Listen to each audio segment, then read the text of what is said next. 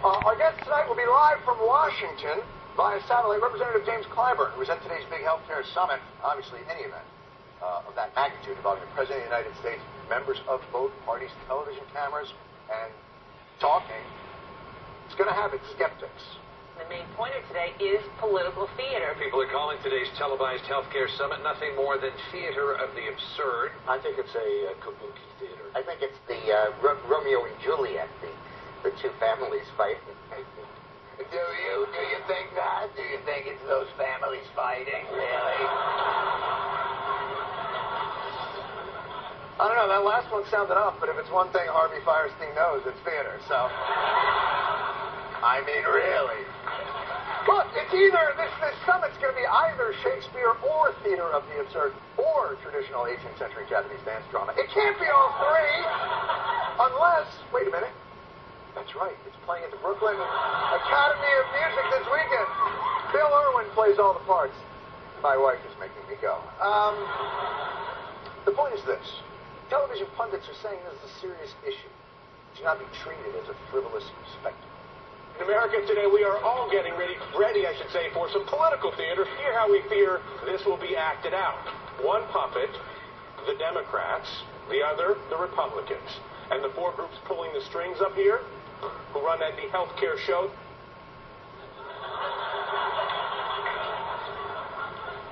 Yes, that's how you have a serious discussion. Not theater of the absurd, dopey marionette puppet-based theater. Come on, Radigan, enough of the toys. Is this an important topic or isn't it? 1 in 5 of the taxpayer patients, by the way, lost their health insurance in the past year alone. See, okay, now that's a startling fact. Now we're getting somewhere. That's interesting. Please continue along that way. Lost their health insurance in the past year alone. But back to our puppets. No, not back to the puppets! You were moving forward away from the puppets, and then you went back. By the way, you're on NBC. What's with the Toy Story puppets? Aren't you going to get sued for that? So is that what we've come to? A simple conversation between opposing ideas must be treated as spectacle? I'm looking forward to this rational discourse happening in Washington. Roll the open. At last, two parties in one room, conversing about one issue for 6 hours. It's the Bipartisan Healthcare Reform Summit 2010.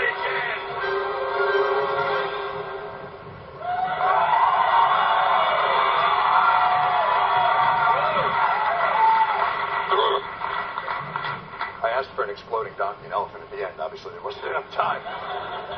All right, so let's get to it. I'm bipartisan curious. Let's get this discussion of the current status of healthcare reform started with both sides staking out what they hope to accomplish. Mr. President, you have 20 seconds.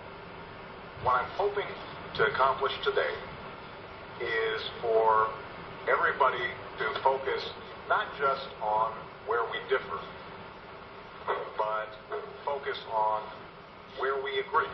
This isn't political theater, where we're just playing to the cameras and criticizing each other, but instead are actually trying to solve the problem. That's what the American people are looking for. That looks like the most boring Seder I've ever seen, but okay. Senator Lamar Alexander, a lot of Republicans in the great state of Tennessee. Your turn. We have to start by taking the current bill and putting it on the shelf and starting from a clean sheet of paper. Okay.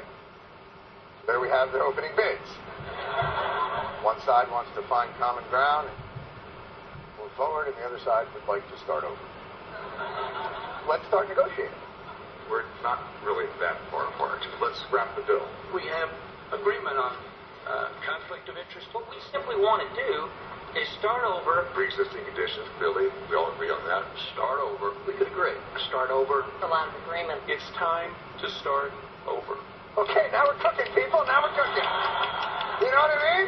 We're getting it going here. We started out, okay, I think we got it close. Let's scrap the whole thing. Okay, now we're getting it. And now, 3 hours later, it's exactly where we are still. All right. But then, something strange began to happen. What we ought to do is do the Willie Sutton thing. We ought to go for where the money is. 1 out of every $3 that gets spent doesn't help anybody get well, and doesn't prevent anybody from getting sick. At least 15% of government-run health care is fraud. So tomorrow, if we got together and fixed fraud, we could cut health care 7.5% tomorrow. Wow. That is Senator Tom killing abortion doctors might not be such a terrible idea, Coburn. Making a really salient point about a good way to control costs for health care. My friend Tom Coburn's remarks, I think we agree with most of them. That's Senator Chuck. If I was any more liberal and Jewish, I'd have tits and be Barbara Streisand Schumer. Agreeing with him. Oh my God, we're having a conversation about health care!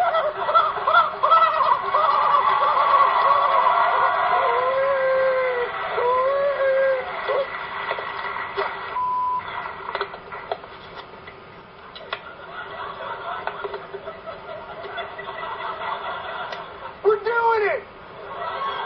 All right.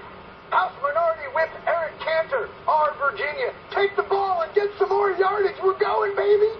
We don't care for this bill. I think you know that.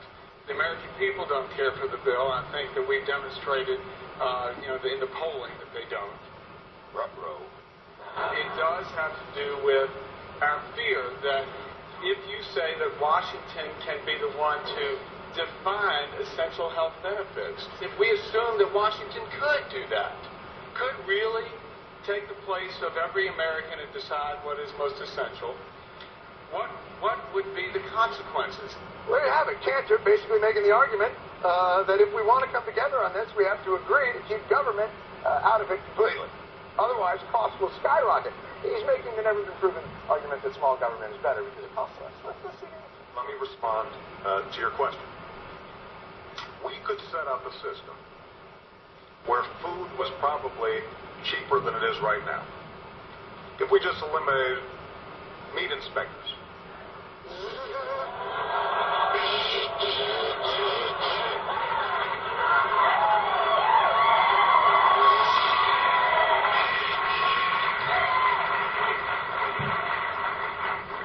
You know I'm your father.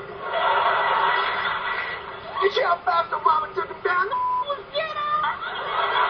just look at Cantor's face when Obama hit him with the old, "You like mad cow disease, do you, Cantor? Is that what you want? Is that?" He's like that. Oh, it's just my bar mitzvah. I don't like this. And Cantor wasn't the only one who had a score to settle with Obama.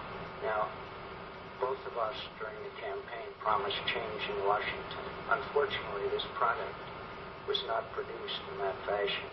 It was produced behind closed doors. It was produced with unsavory, I say that with respect, deal making. The Louisiana Purchase funding of $300 million for one state. The Cornhusker kickback. The Rhode Island Blumpkin. The Kansas City Rusty Trombone.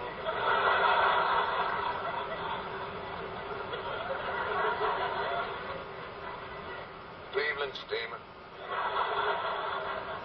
John McCain coming to the summit in a quick attempt to challenge Barack Obama's campaign slogan of hope and change. It's been an apparent last-ditch attempt to pick up the state of North Carolina. Let me just make this point, John, because we're not campaigning anymore. The election's over.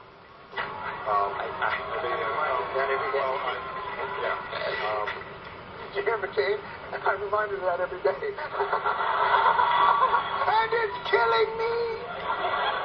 My heart stopped 6 months ago. I'm only alive on vengeance fumes. Now, obviously, there was grandstanding, there was posturing, but there were some really substantive points made here. And there were issues where there was great agreement on health care on both Democratic and Republican sides, and room for negotiation.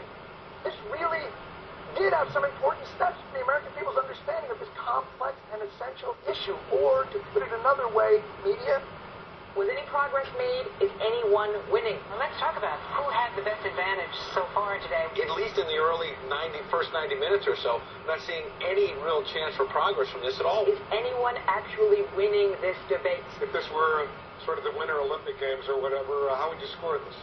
I would disqualify you for sucking.